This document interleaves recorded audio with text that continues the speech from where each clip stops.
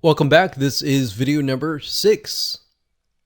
This is the blueprint video number 2, which is about educate. So now that your prospects see that there is, in fact, hope, it's time to educate them.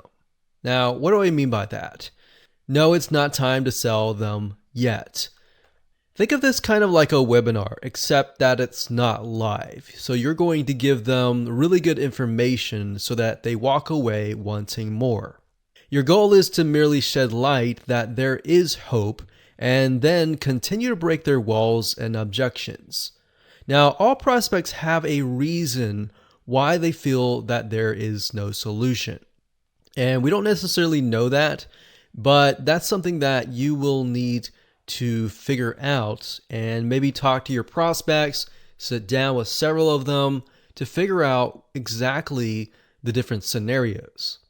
Now, it is, of course, your goal to figure out what those objections are. So like I said, sit down with them and try to jot down what their common questions are and what are the common objections that they have. Another good way to do this is to talk to your customers, those who may have already purchased your product. If that is not the case, you can't really do that. But if that is the case, then you can sit down with them and say, what were your objections before you bought my product or service? And then once you bought my product and service, how did those objections change? So you should already know this, but if you don't, one secret that I can tell you and one shortcut is to take a look at your customer support help desk. Look carefully into the people who complain the most. Now, what I mean by complain is constructive criticism, not the people that just whine and complain and scream and pout, but rather the people that have valid constructive criticism. Think of those people. Oftentimes, these people are asking the very same questions that other people are asking too. Maybe oftentimes 1 out of 100 or 1 out of 1,000 are very vocal and they're giving valid constructive criticism. But the other 999 people, or how many other people, are not voicing them out loud. They're just thinking of it and they're leaving. So what you want to do in the beginning, of course, to make sure that it flows correctly, is to connect the previous video by kind of giving a recap of what you talked about in video number 1, which is the motivational video. You got to remember that people will forget what you taught earlier. So you want to briefly discuss what you'll be talking about in this video. And then after that, you want to give another recap of the opportunity or the benefit that you promised in the prior video. And then you want to give a recap of the story that you told. You want to keep this short, of course, so that they are going to remember the hope that you promised them. Now, there's still going to be a little bit of skepticism in there. So you want to make sure that you back up this hope with proof. So you can do that in several ways. You can demonstrate your results in an educational format, not a salesy way, via a case study.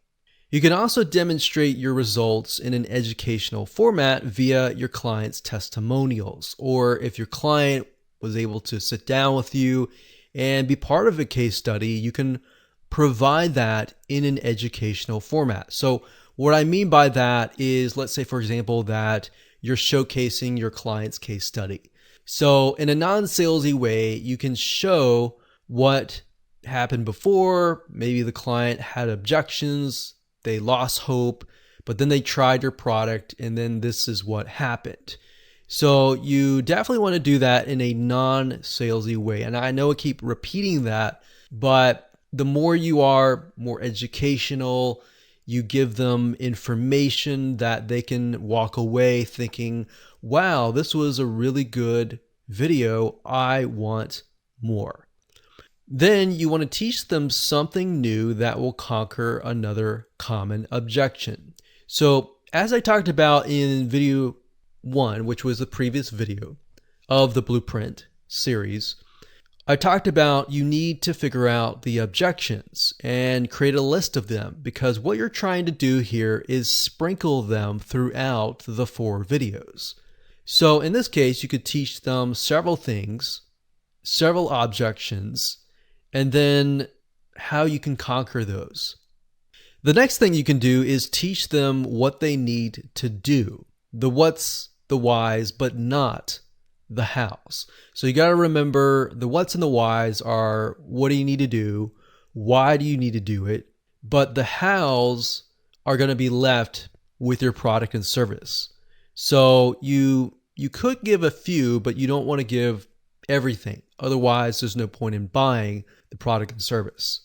So give them the what's, the whys, not the hows, on how to overcome another objection. So as you can see, there's a pattern here. Find the objections and you'll pretty much get a good script going. And then of course, in between, give some aha moments and golden nuggets of value. And of course, last but not least, you want to make sure that you connect this to video number 3, which by giving a preview of what is coming up next, which is the system or the solution or the kind of secret sauce of what makes your product and service different, what is something that you discovered, and you'll be sharing that in video number 3.